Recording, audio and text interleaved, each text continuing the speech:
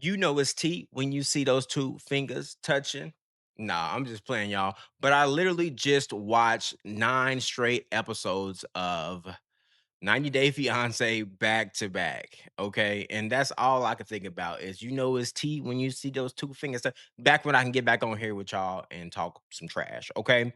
The whole time I was watching it, I mean, literally, it was given a love show, a therapy session, an interview, visa interview, a warning label. I mean, come on now. You got Mido treating Debbie like a ticket to Hollywood. That's all he can talk about. You got Catie literally trying to kiss everybody besides her actual man. And you got Shea acting like kissing somebody else ain't cheating. What? Then you got Mallory finally is learning that love does not pay bills. It don't pay the bills. Cause your boy he's just totally oblivious to what life actually is like here in America. Okay. Then you got Aisha walking straight into a culture clash. Literally. And I know we've seen this all before. She may not be ready for it, but it's coming for her. Okay.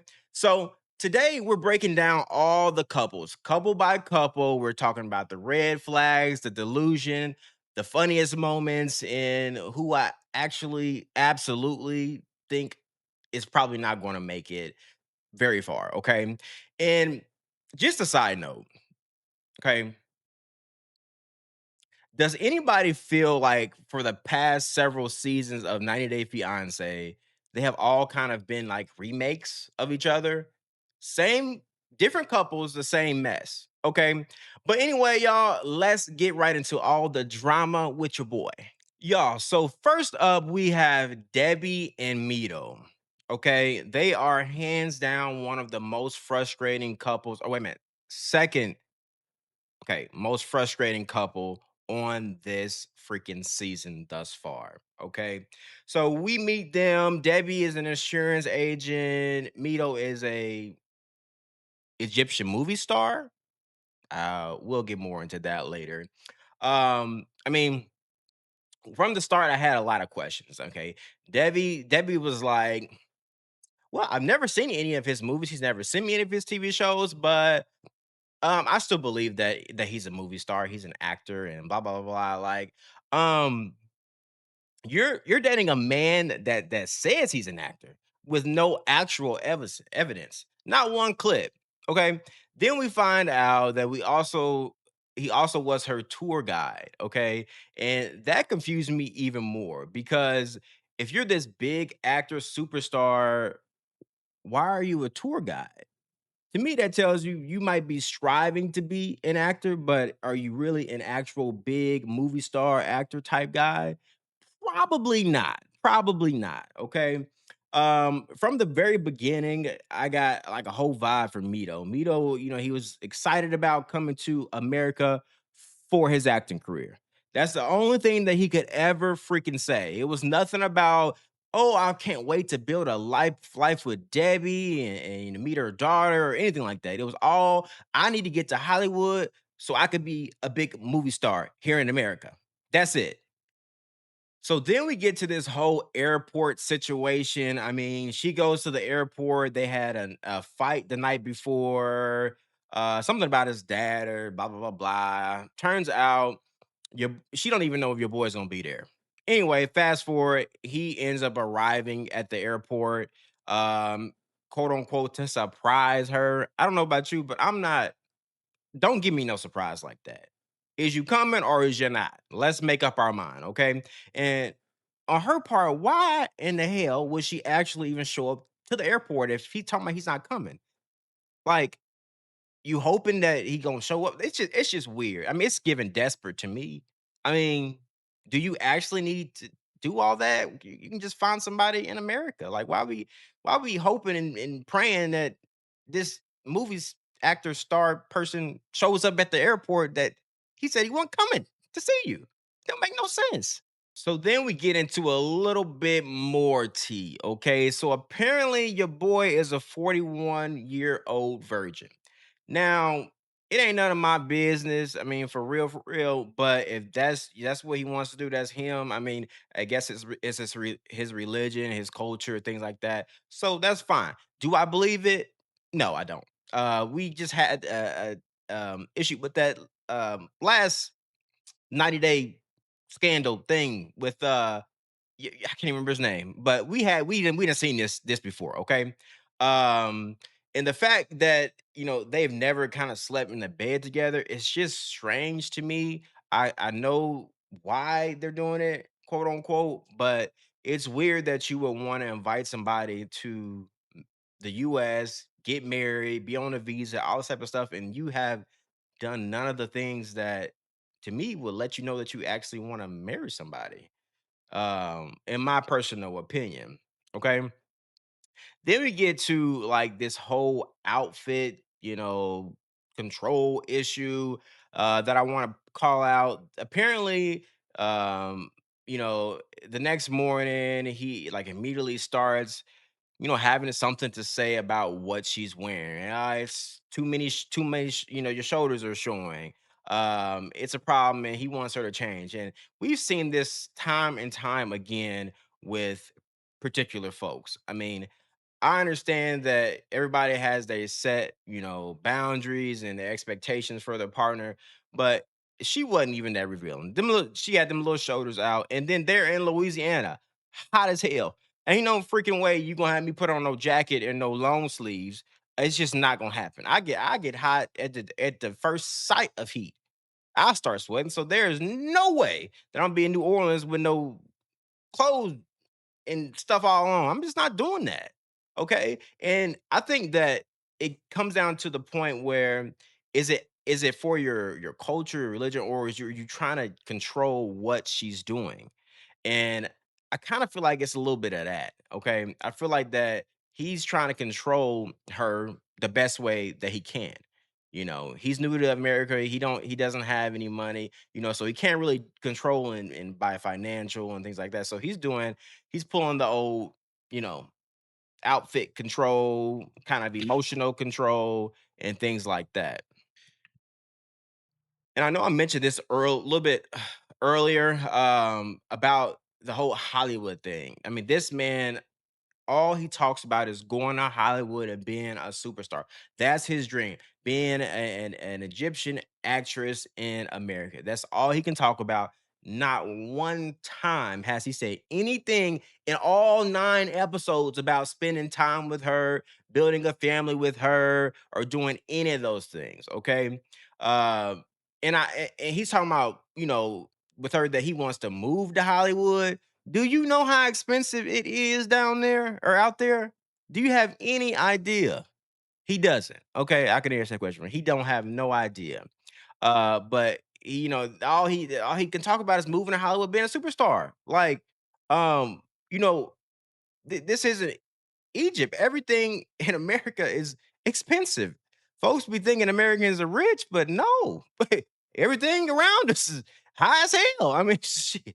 I mean, you can't go nowhere without spending a couple $100 a day. I mean, really. I mean, how much you think a apartment in Hollywood is?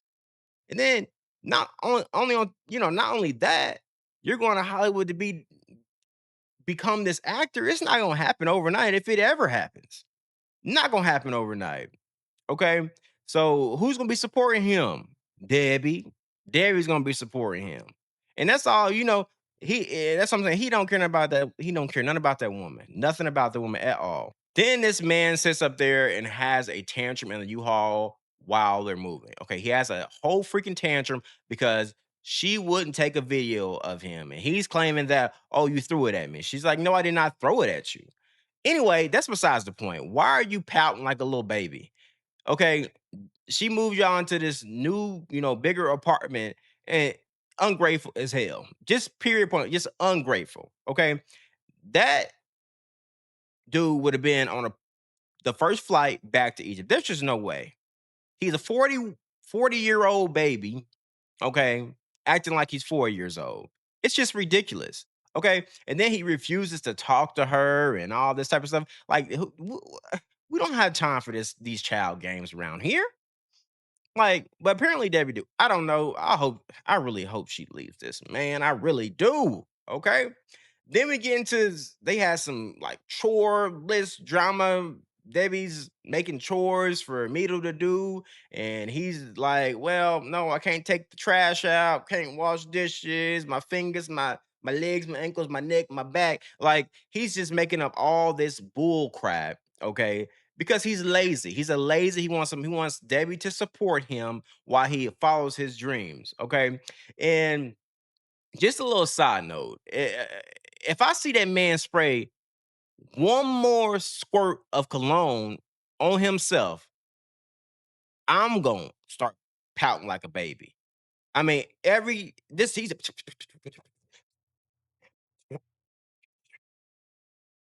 like, come on, are we serious? You don't need all that, okay? So then this man goes to acting class, and immediately the director is like, "Hey, do this, do that," and he's like, "Well, I want to try this." Like, director's like, excuse me? Typically people get fired for not doing what the director will tell them to do. You can't just come in and demanding and acting like you in charge. Okay. Um, and I think that goes back to the issue with his control. He just wants to be in control of everything. And he wants to probably show that he can act, and he can't really. I mean, the director, acting guy gave him a C plus. I don't know about you, but C pluses in my book is not good. No bueno with the C plus. Okay. Um, then we had this whole blowout at the haunted house and the whole bar fight and all that. Um, Literally, I've been in a haunted house. I personally like haunted houses. Um, but apparently he liked him a little bit too much. Like literally, was interacting like he was an actor with the folks supposed to be the scary people. Now I'm saying he might not be scared, but calm down, like chill out. We see you there. You don't need to show out and all that extra stuff, okay? And he wasn't even trying to be nowhere near Debbie. He was 20 feet in front of Debbie. All the other couples staying together, having a good time and all that stuff. And it's a terrible sign. Because if you love somebody, you at least want to spend some time. I mean, it's supposed to be like a date, right? Y'all supposed to be spending some time together and hugging, cuddling, I don't know, stuff like that, right? Um, then they get to on the way to the bar, they are literally driving in a car. He's not saying anything. I guess he's upset. I don't know. It's weird. Debbie and her friend are only ones talking. The only ones talking. Okay. Um, and then they get out of the car. Debbie's like, we need to have a conversation, blah, blah, blah, blah. They get in this whole blowout. He's yelling, calling her B words and all kind of stuff. Just talking real recklessly to her. And then he gets in her friend's face and talks recklessly to her as well. Like, there's just no way. There's no way you be talking to minds like that. And her husband, I don't know if it was there or not, but if there was another man around, he would not been talking to her like that. There's just no way. Cause not around me. Not around me, honey boo boo. Um, so my little final thoughts on the Debsters and the Me's. Um, okay. Mido is giving he wants to be in America. He wants to be Hollywood. He wants a career boost if he ever had one, a career at all. He wants to be taken care of, but he doesn't seem like he wants Debbie. Okay. He wants all these things. He don't want Debbie. Debbie is not even his friend. Okay. And I feel Debbie's friends, they're concerned about her and him being with her, or her being with him. And, honestly, I know for sure they will not make it long term. There's just no way. There's just no way. So now let's get into Catie and Josh. And honestly, they really stress me out in a different way. You have Catie, she suffers from OCD and things of that nature. And then you have Josh, he's from Britain, yeah, the UK. And they're polar opposites, okay. Um, she likes to travel, she likes to do things, she likes to party, and he does not. Okay. So basically they met, Josh was, or she met Josh while um she was pet sitting in the UK. Weird ass way to meet. Let me just say that. And apparently she was on Tinder. Okay, met him and ended up making, out with his friends, and I guess end up going out, going home with him. And that whole little thing, the way they met, is just, to me, it would be a red flag. What in the hell? You making out and now you want to be with me? Now you want to be with me? That's just weird. Okay. Um, Fast forward, okay, this kissing issue apparently is a compulsion from her OCD. Okay, so apparently she gets these intrusive thoughts, and she just wants to kiss everybody. She wants to kiss people. Now I'm not making fun of OCD in any kind of way because I'm a big advocate of mental health. And I understand intrusive thoughts because it's a real thing and people, deal with it in different ways. Here's my issue. She knows what triggers like the compulsion to make out with people, drinking, and she knows Josh does not like that. And instead of not drinking or not drinking so much, she continues to do the things that are causing the intrusive thoughts and compulsions. To me, that is just clear as day, like saying, I don't give a fuck. Period. Period. I'm like, she don't care about his feelings or anything like that. Like, that's what that says to me. And on a side note, um, if you're in like a monogamous relationship and you're constantly talking about wanting to kiss other people, and some of them are literally your friends that don't even want to be kissed, that's strange behavior. Okay. And it's really make it, I couldn't be friends with nobody like that. That's totally uncomfortable. I mean, her friends were like, she said she's literally lost friends because of it. Like, that should tell you, like, you might need to go get some additional help with that, or maybe you should just stop drinking so much. Okay. Um, so on the drinking note, we go to get to the welcome party. Okay.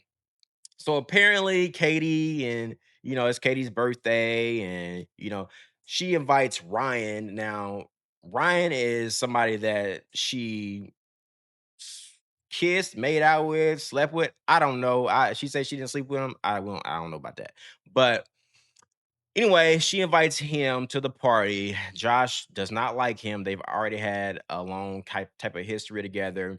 That's that they get drunk, or really she gets wasted. Okay.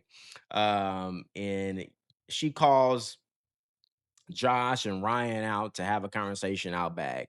And really, Josh is like, "Why are you here?" He couldn't have said it no better. Why are you here? You know I don't fuck with you. Why are you here? And they basically kumbaya, my lord, and rest in, they kumbaya and all that stuff. And really, the interesting part is, Josh also goes out to have a conversation with one of her other friends after he walks out, storms out because she's trying to kiss everybody. And basically her friend is like, Josh, basically, you need to grow some cojones. Like, you are just too soft.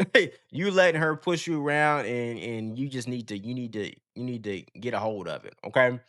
Um, so I'm kind of going out of order, but y'all get what I'm saying. Y'all know what I'm talking about. So when they move into that apartment. There's no furniture, there's no dining room table, no real anything. Okay. And they sitting on a yoga mat on the floor eating breakfast. So they start arguing about getting a dining room table and all that type of stuff. And I understand saving money, being, not wanting to go crazy and all that type of stuff. But I mean, you need the basics. You need the basics. You need the basics. If you sitting on the floor in front of your stove eating breakfast, I mean, I think that's a little much. I think that's a little much. Okay. And especially, um, she was like, my worst fear. This is off topic. Well, it ain't off topic, but it's kind of over. She said my worst fear was being washed in a washer until she dies. the look on my damn face when she said that. Like, what? Where did the hell did that come from? Okay. Um, so then we get like go back, let's kind of reflect on some of Josh's problems. Okay. Um, Josh is also not picture perfect. Okay. Now I'm not saying that. She's not the only problem in this relationship. His problem is that he keeps allowing things that he clearly is not okay with to keep going. And he's like letting them fester. He's getting fed up with them, and all stuff type of stuff. It's like if you're not okay with the open relationship, basically that's what she wants to have. She wants to make out and kiss with other people. It's weird. If you're not okay with that, you need to stand up. Like stand up now. Come on now, homie, stand up. Okay. And if you're not okay with her drinking to the point where she can't remember anything, say something. This is not okay. We need to change this. If this don't change, I'm sorry. Not to give you an ultimatum. I'm gonna have to roam, have to bounce. Okay. Um, and I'm hoping that in the coming episodes that he really kind of hones in on his inner, I don't know, grow up. Like men always talking about being a man, be a man. Okay, quote unquote, be a man, be a man. Okay. Then of course we all know Katie's problem. Okay, Catie, it seems like she's more worried about losing friends because of her drunken behavior the night before, uh, more than his feelings and how he felt about the night. Okay, and I'm so sorry, but this tells me a lot about why why she was still single when he met her. Okay, now she's not a bad person, but she's definitely a person that needs some work and she needs some self examination for sure. So all in all, I think that they have chemistry, but their lifestyles and boundaries, stuff like that, is just not aligned. Katie clearly wants to be free. She likes the freedom. She likes adventure. She likes to party. Um, she doesn't respect boundaries. And Josh is kind of the total opposite. I mean, he wants commitment, security, respect, and it's just not giving. So final verdict on them is probably they either are going to break up or Josh is going to keep like getting hurt and letting it fester, and then he's finally going to snap, and then it's going to be all hell's going to break loose. Okay. Now let's get into one of the most interesting couples of this season. We have Shea and Annabelle. Okay, I'm gonna just call her Anna because that's just a lot to say. Now their relationship is messy mainly because Annabelle is not just dealing with Shea, but she's also dealing with his daughter Nicole. I mean, Shay's daughter, they're his old baggage. Shay's for sure questionable definition of cheating. Okay. Very strange. Okay. When we first meet Shay, I mean, he seems like a fun person. He seems like, he can, has a good personality and all that type of stuff. And but the whole time he is talking, I I can't not look at this man's teeth. I'm so sorry. I'm so sorry. But if you getting on camera on national TV, you got to do something with those. Like, and I got ADHD. It's like hone in on that, and I just could not stop. I could not stop looking at it. It drove me insane. But moving past that, that was off topic. Okay. Shay really seemed like the type of man that he wants really his cake and eat it too. Like he wants love, but he also wants to leave the door open to do other things with other people. And that is definitely a major issue in their relationship. Now, his daughter is a mess. I mean, she's overbearing. She's daddy's girl, but it's just they just too close. Okay. You could love your father and all that. You're too close. Okay. To the when you start talking about they gotta put you first and all, you are a grown woman with kids, two kids. Mm-mm, mm-mm. This man gotta go live his life. Leave him alone. And then she's plotting on their downfall. She's literally plotting on their downfall. trying to make cause up, stir up drama and stuff like that in their relationship in order to basically make them break up. So that leads me to the Nicole drama. Okay, his Nicole comes to the picture. Nicole is basically, saying that Shea was sleeping with her while he was with Annabelle. And I mean, honestly, she's giving a woman scorn. Okay. I'm so sorry. Like, y'all divorced after, I don't even know, a month, some weeks of being married. Now all of a you just mad. Like, just leave it alone. Like, let him go. Let him be happy. But you want to go talk to you say you gonna talk to Nicole. I gotta tell her these things. No, you don't. Just leave the man. Leave it alone. Move on. Find a new man.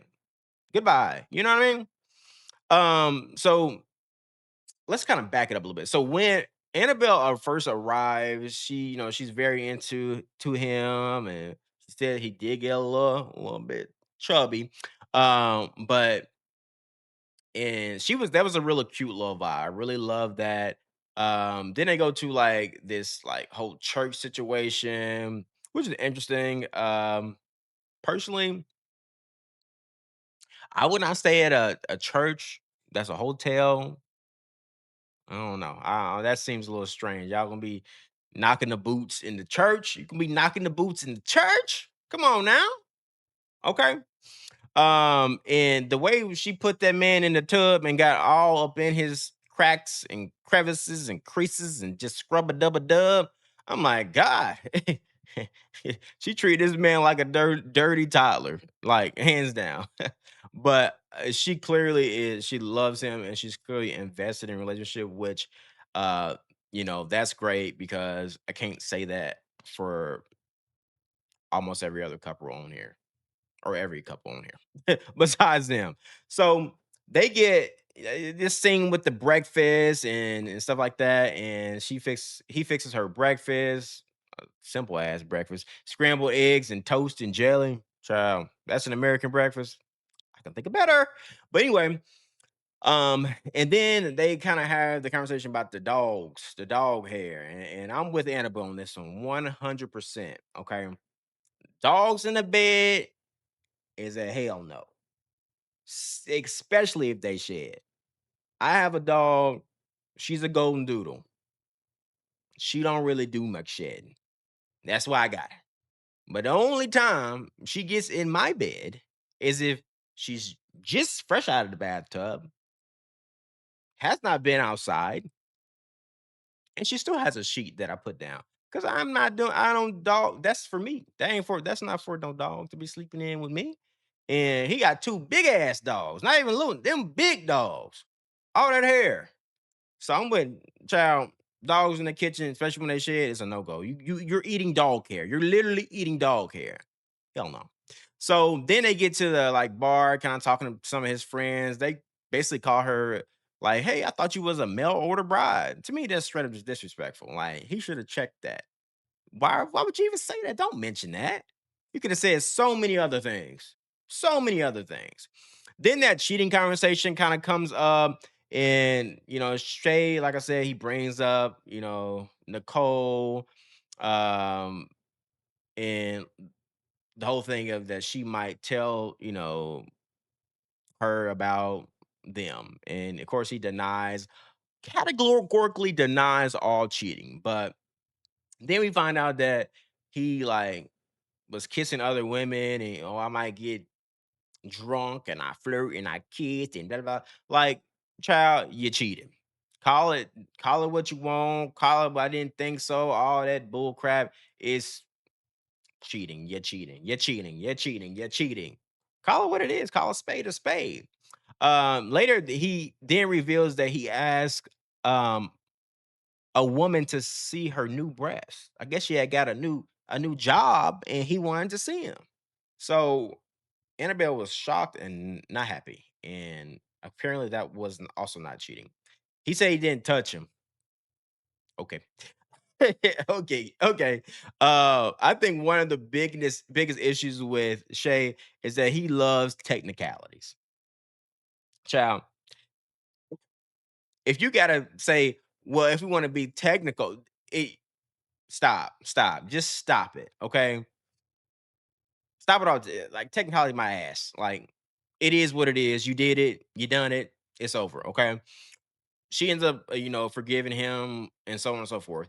Then Shay wants her to go with the laundry or to the not laundry child, not laundry, to the nail salon with one of his friends and his daughter. Okay, friend Angie. Okay, Angie. Uh, and Annabelle don't want to go, and I don't blame her. Like, who want to go with these two plotting motherfuckers? They two plotters. I ain't got time to be going. I ain't going to work with these folks. Like, so they end up talking about the whole situation. About have they been, have Angie and Shay been together? Angie, of course, denies all that. But the fact that Annabelle has to ask like people that's supposed to be his friends if they've slept together is really shaky. It's kind of weird because, like, why would that even be out if it didn't happen? Or if it ain't something to it, maybe y'all didn't exactly, but people done definitely seen y'all do things or do this and that, and so it definitely is given that. Okay, it's definitely given that. Um, and then we get into kind of the daughter is giving all the tea to Annabelle, like everything that her dad has ever freaking did. She is, telling all of it. Okay. And Annabelle, honestly, she deserves better. Um, you know, if I was Annabelle, I could, I know that I can go to his daughter to get all the truths. That's for sure. I can go to his daughter and get all the freaking truths. But she definitely deserves better than that. Like that, she don't deserve that. She don't. Okay. So then we get to Shay's birthday party at his lake house and fights a bunch of people. This man gets drunk and starts flirting with everybody. I mean, like right in front of your fiance, dude. Right in front of your fiance. At least have the decency to hide it. I mean, come on now. Like right in front of your fiance, you hear you flirting with everybody. Okay. That's no bueno. That's not good. Okay. My final thoughts on your boy is their relationship just has too much baggage. Annabelle just cannot trust him. He's not to be trusted, and I don't blame her for that. His daughter is in the middle of everything. She's messy, and she's gonna continually cause mess amongst them. Um, and kind of my final verdict on them is Annabelle may forgive him once or twice, but it if he keeps doing the things that she's doing or that he's doing, she's gonna be out. She's gonna get tired of it. She's gonna get tired of it, and she's gonna be like, "I'm done." Okay. Now we go to Mallory and her man. I can't pronounce his name. Rashid, Ra. We're gonna call him Ra. Okay. Mallory and her man. Okay. So first things first, we get into again these cultural differences. Okay. Cultural difference. You got cultural difference, you got jealousy, you got money, family obligation. It's a mess. Okay. So beginning of their little storyline, Mallory meets him. Apparently Rosh, was a captain, okay, of a boat that she was riding on or something like that. And from the beginning, you know, I guess they fell for each other and all these things and child. Anyway, fast forward to them picking or her friend picking them up from the airport. Okay. Mallory's friend comes in with the Ford Explorer. Okay. The American car, the American truck, all decked out in patriotic gear. That's crazy given the current climate in this country. You going and the immigrants coming to America, and you got it decked out in full patriotism. What? But okay, that's Bama for you. That's Bama. Okay. Um, then we get into, they have like a little small issue.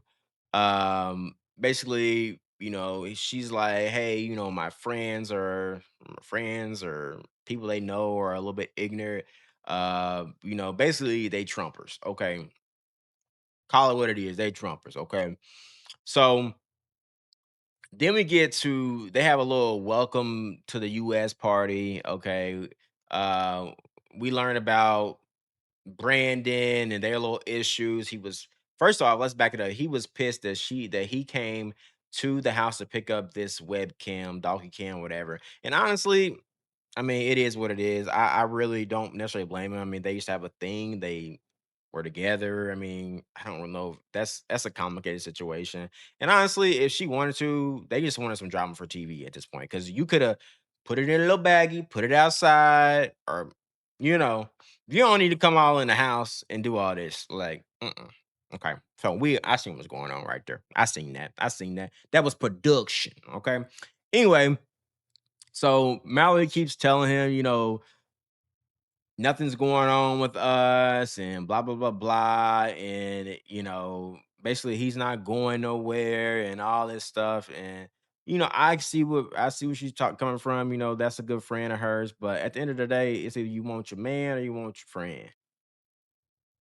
And wait a minute, I take that back because if it was my friend, it depends on what it's for. Okay, I think he has a valid reason. If he was just a male friend that he didn't want her hanging out with, I feel like that would be a little ridiculous. But I mean, they did have a thing. They dated. It's now they friend. I mean, I can see where he's coming from. I'm not saying he's 100% right, but I can see where it's coming from.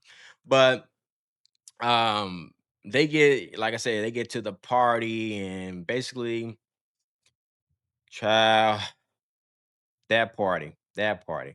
Remind me of some parties when I was in school. Like, God. So it was I'm sure he was in a culture shock, okay, doing that, okay. I can't remember what they named the party. Something. But um anyway, they're there chit-chatting. He's trying drinks, American whiskeys, and all this type of stuff. And, that's good and all. But we get to the scene where he like, hey, Brandon, I need to, speak to you. And they go out to his truck and child, I had no idea that sitting on a well, no, that I do understand that, but I didn't know it was they took it as such an offensive thing to do, sitting on a tailgate of a truck if you're having a conversation. But I guess it's because the way he kind of came off with the conversation, they're like, you can't come on sit on my shit if you trying to check me. You feel what I'm saying? So I think that had a lot to do with it. Basically, Brandon's like, well, Rosh like, yeah, you're gonna need to stop talking to her. I don't want you to ever see my wife again. I don't want you to ever text her, talk to her, none of that. Lose her number. Brandon's like, yeah, that ain't gonna happen. They get into a little back and forth, and this man, Rosh, slams the tailgate after he just said about sitting on his tailgate, how disrespectful it is. But anyway, okay. Then we get to the little scene where they got the bidet. They got the bidet. They go look at bidets because apparently he got to clean himself with a bidet. Okay. And these bidets cost $800 on a low end. A toilet with a bidet. No way. Um, you know, I was thinking when I watched, I'm like, get you one off Amazon.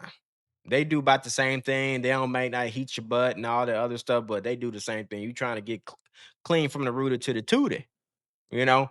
So they end up buying the Amazon one. I'm pretty sure that's where they got it from because I mean it's $30. So we know.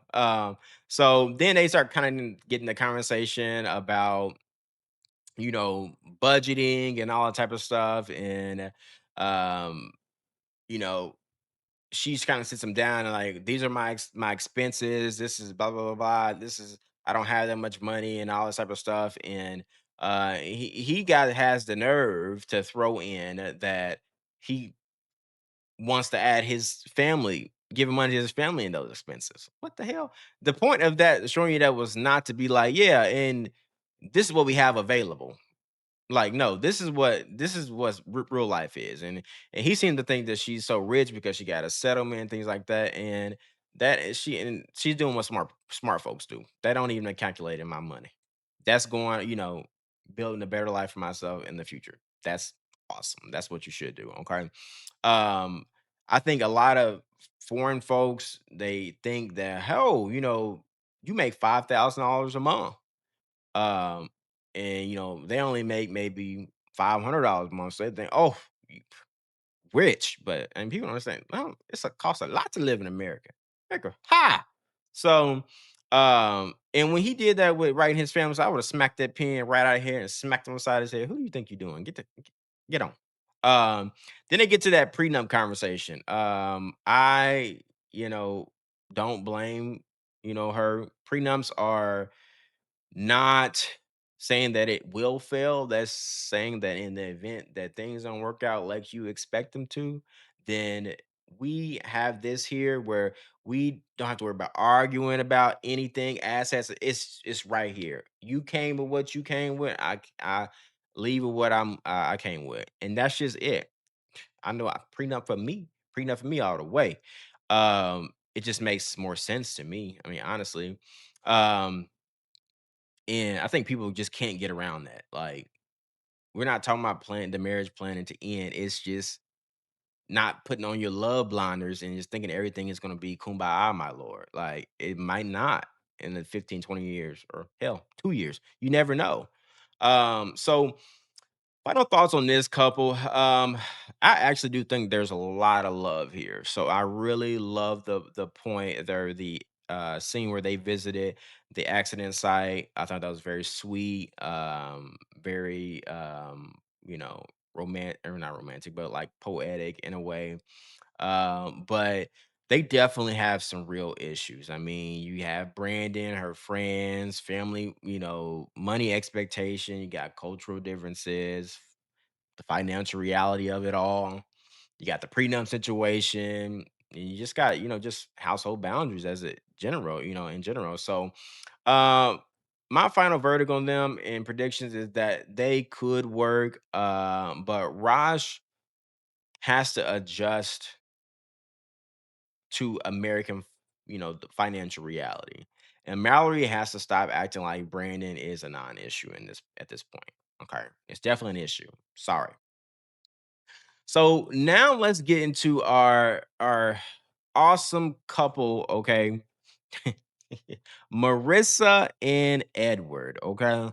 They are a very interesting couple to say the freaking least. I mean, they met on a vacation. She's a CEO. I think he was a tour guide of some sort. Um, and all the type of stuff. So that's cool. She's divorced. She has 2 kids. And yeah, so she decides, they meet each other and they want to be together and blah blah blah blah. Fast forward, because yeah, this video is gonna be long, but I'm so sorry, y'all. But fast forward, um, they get, Edward, he gets there, and they have a good little thing going at the airport. And she brings him a key, but her house don't have keys. I get the symbolism, but um he's, first thing I'm thinking of is they gotta have that conversation with her ex-husband. Her ex-husband look like he's wants to be a pretend macho man. But anyway, that's neither here nor there. Let's talk about something else first. So the whole kid conversation. So Marissa explains that her kids and Edward, like she explains to her kids that Edward like is broke. And that he's coming to live with them basically. And her kids are like, hold up, hold up, hold up. What do you mean? And I don't blame them, but that was before he came. But I'm out of order. Okay. But I totally get it. Like, who's this man coming up in my house? Anyway, so fast forward a little bit. Like I said, they get him to America. They kind of come in and they have that conversation with the ex husband, and I think it kind of went well. I do, however, think that like I said, he was trying to be a macho man, trying to tell him what basically what you not trying to basically check. him, and I don't know about you, but I that is a bad recipe for disaster in my book. Like trying to check me, it's just not gonna go well for me. Like you can say your piece, say what you want to say, but don't be, you know, trying to give all the energy. That was some weird energy he was giving, and I'm glad that Edward didn't react like most people would have. So that was good. So when Edward, I'm all over the place, but Edward, when he first got to her house, he was amazed. He loved it. It was great. It's totally different from where he's used to. Now I got to bring up that point where this man tried to fix her fence. Okay, tried to fix her fence, and from the inside, it looked. I was like, oh, it ain't too bad, but from the other side, oh my god, this man used molding from her house to put on her fence, and she lives in a very bougie neighborhood. The association would have been after her the next day, probably in a few hours. Okay, so that wouldn't work. They kind of start talking about the whole kid situation and fertility, all these types of things, and basically he's like, well, she obviously can't have kids, but he's like, that's okay. I gave up that because I wanted to be with the woman that I love, and that's sweet and all, but that's a big sacrifice. And I've seen that on, you know, time and time again on the 90 Days saga. All, their whole little chain. It usually don't. He probably gonna end up one kids in the future, and then you're gonna get into all this other stuff and drama. And I just don't know if that's gonna end very well, honestly. So then they get to kind of dinner and they're having dinner with the kids. Edward tries to give her kids some money. One of them accepts it, and the other one's like, no, no.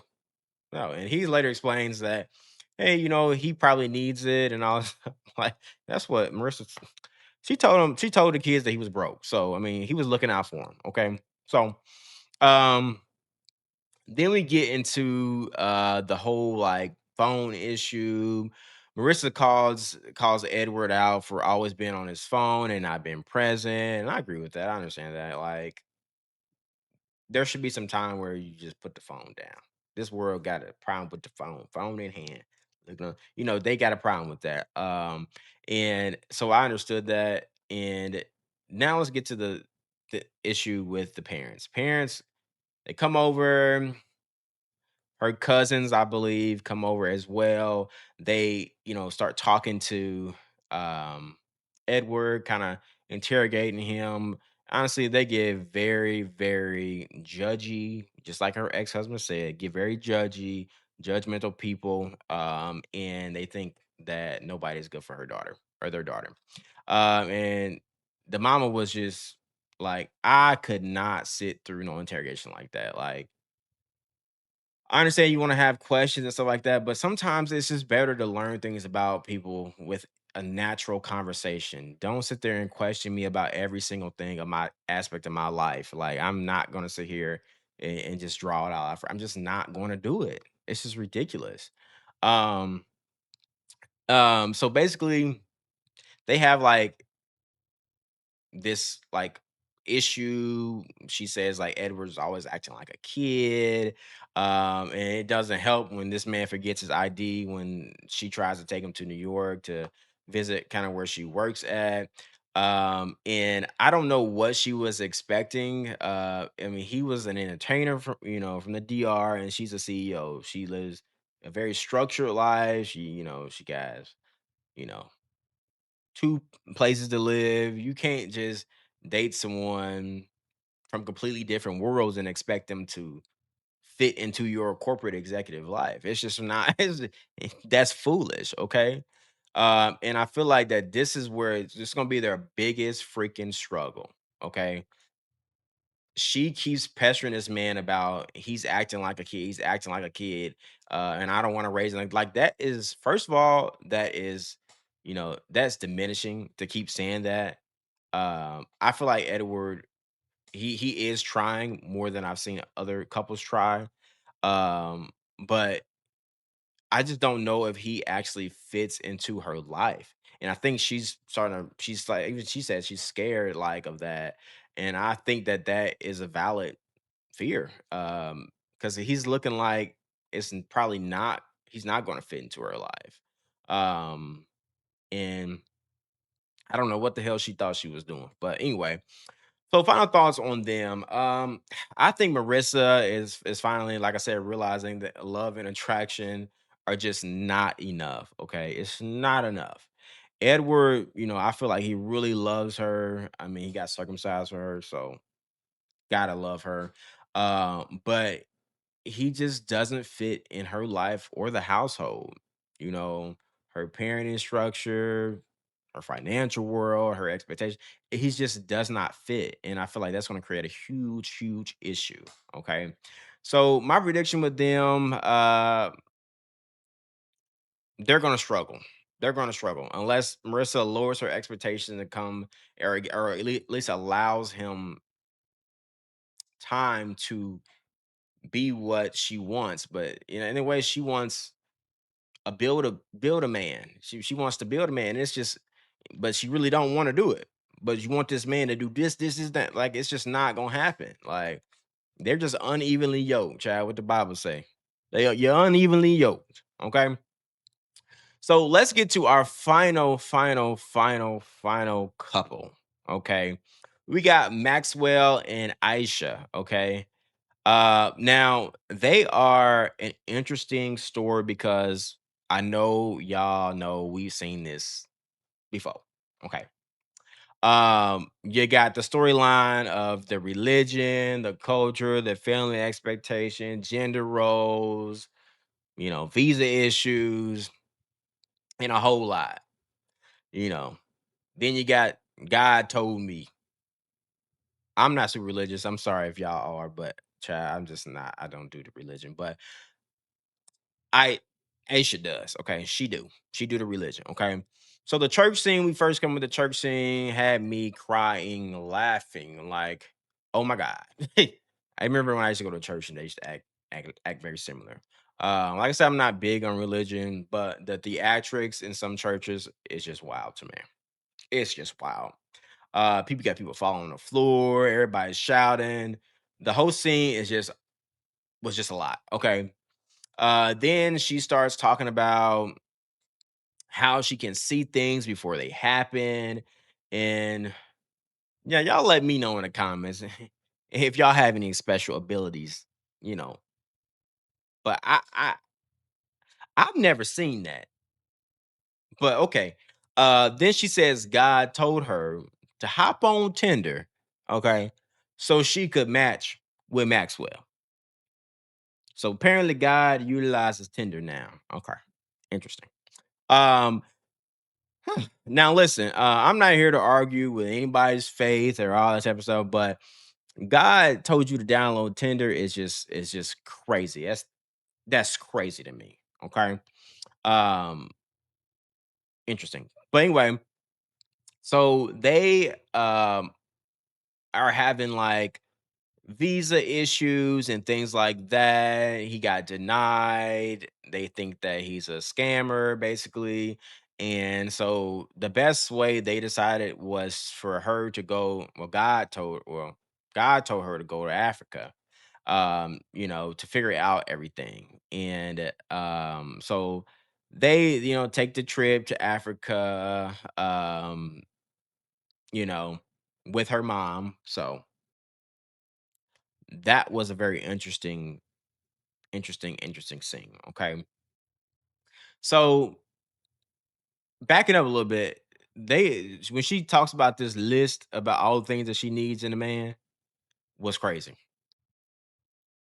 She trying to build a man. She wants to build a man like used to build a bear.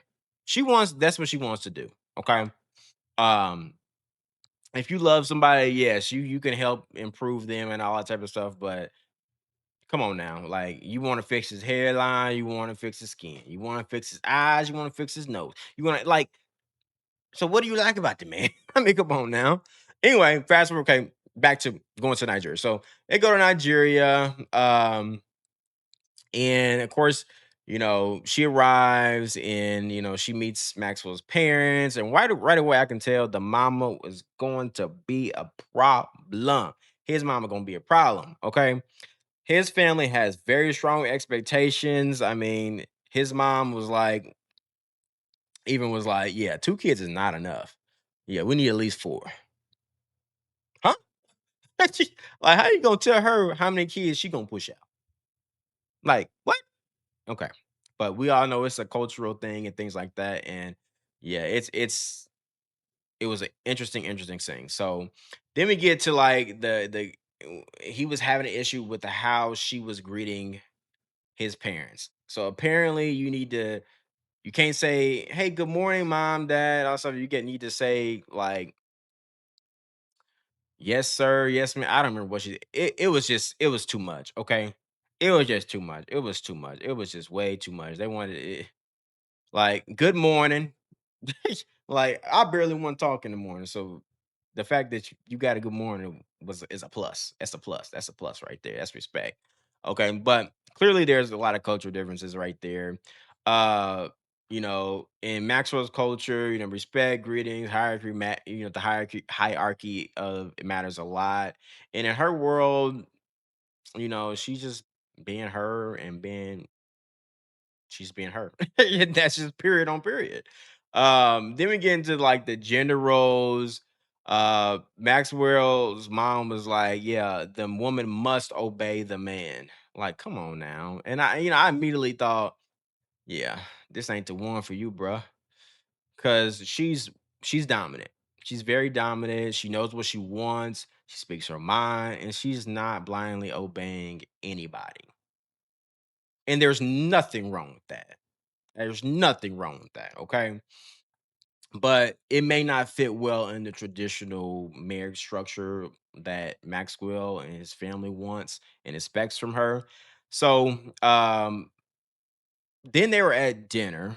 Um, they were at dinner. Maxwell and her were at dinner, and he's like, "You better behave." And I was like, "God, we know how." Not too many. That's not gonna ever land well with too many folks in America, child. You better behave, huh? Talk to me like I'm a kid. Like, come on now.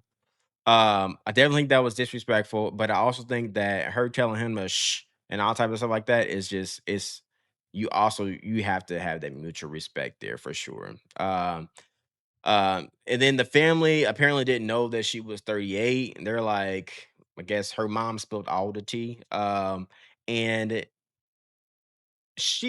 I understand they want him to have kids, all this type of stuff, but there is other ways that you can have children. I mean, if she's still, she can freeze her eggs. There's other ways. And so it's all in all, I just don't know. And also, I'm gonna be honest with you. I don't like her keeps calling him sweetie. Like, I feel like when she there was at dinner, it was getting very condescending at that point. Okay. But yeah, we'll talk about them more next episode. Okay. Next episode. Child, I totally forgot about one couple. But anyway, let me keep let me keep going with Aisha and Maxwell. Okay. Um, so my final verdict on them is they may get married. They probably are going to get married, but the family pressure is going to be a lot. So she got to get that man out of Africa and back to the U.S. immediately because his family is going to tear him to shreds. Okay, it's going to be a serious problem. Mark my words. So now our final couple, Paula and Thomas. Okay, Paula and Thomas, they are a very interesting couple. Well, she's very interesting. Okay, so apparently she buys these little toys to manifest things, and hell, if you think it works for you, do it. Okay, she gets to the apartment. When she first gets there and she immediately has problems with it. Her closet space, the table, all these things. Basically, it was a bachelor pad. It was not set up, for her to be there, really. And I think that's what she was more so offended about. Um, then they get in that whole little conversation. She wants firm, she wants this, she wants that. And then this scene really caught my eye. The perfume allergy. Okay. So apparently Thomas is allergic to artificial perfume. Uh, but Paula is not willing to give up perfume. She said no. She says she loves to smell good. And I get that. My only thing is that if he's actually allergic to it, maybe you should go outside and spray it.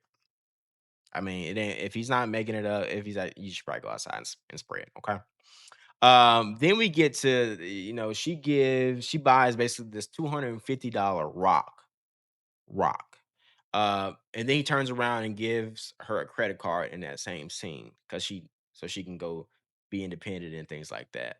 Now, if I don't know a stupider decision, if you said a 200 buying a $250 rock was a bad decision, why in the hell would you give her a credit card? Why would you give her a credit card? And then not only that, in the coming, episodes, she literally has had daily deliveries of things that she's bought. I would love to know how much the credit card bill is. I really would. Okay. Then they, you know, I think she goes over to the neighbor's like apartment, and I think he's also there's a fellow Brazilian, and I'm telling you, their apartment is nice now. Thomas need to take some notes. Their apartment is nice.